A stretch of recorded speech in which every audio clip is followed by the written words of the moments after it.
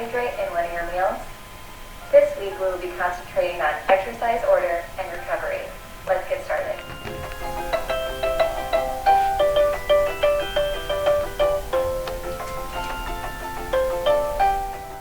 When discussing exercise order and recovery, we will be concentrating on two concepts: resistance and aerobic activity order and post-exercise recovery. Let's dive into the two options of exercise order. The first option is aerobic exercise followed by resistance training.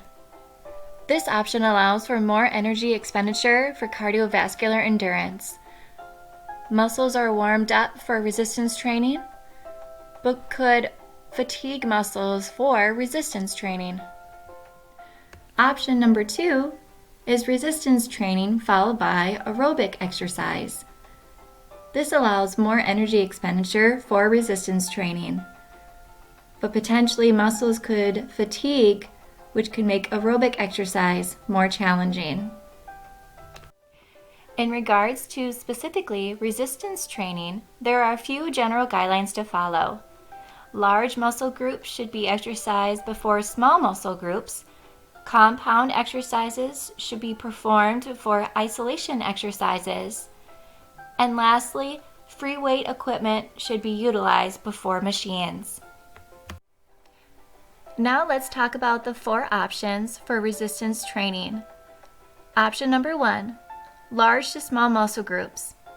In this option, the resistance training starts with large muscle groups with multi-joint movements, such as glutes, quads, hamstrings, chest, and back.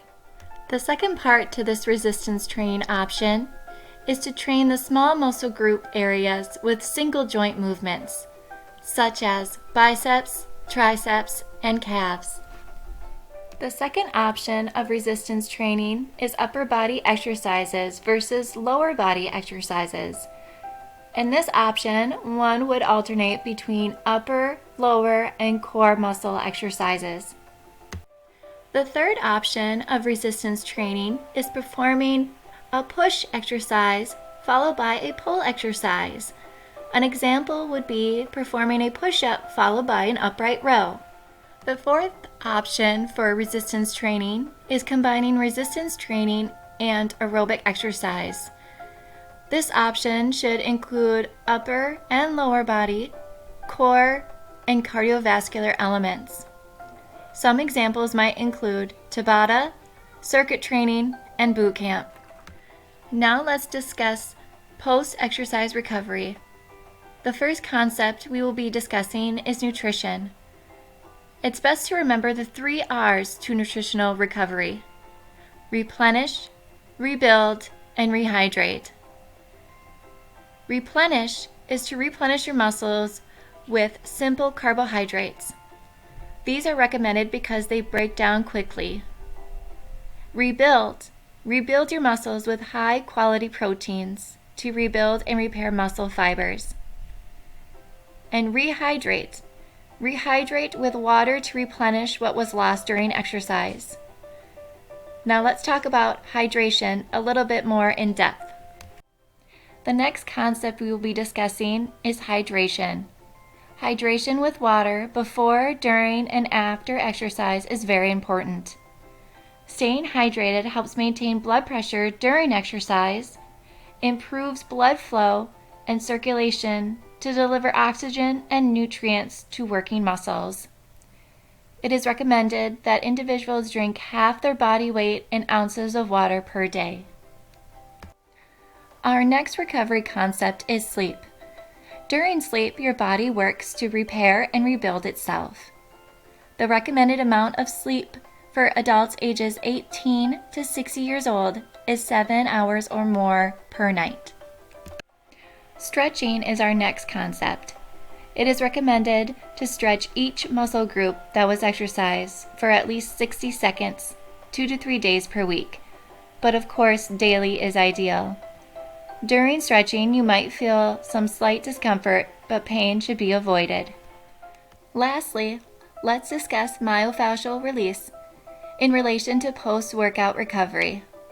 Fascia is a thin casing of connective tissue that surrounds and holds every organ, blood vessel, bone, nerve fiber, and muscle in place. Fascia can become tense due to trauma and inflammation. What is myofascial release? In the most simplistic form, myofascial release is a type of therapy that manipulates the fascia. What are the benefits of myofascial release?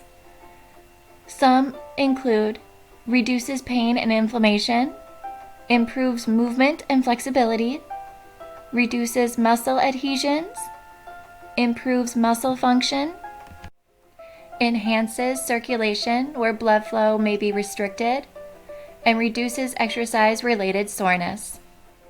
Some myofascial release therapy tools might include a foam roller, a lacrosse ball or golf ball, a massage stick roller, or even performing self-massage.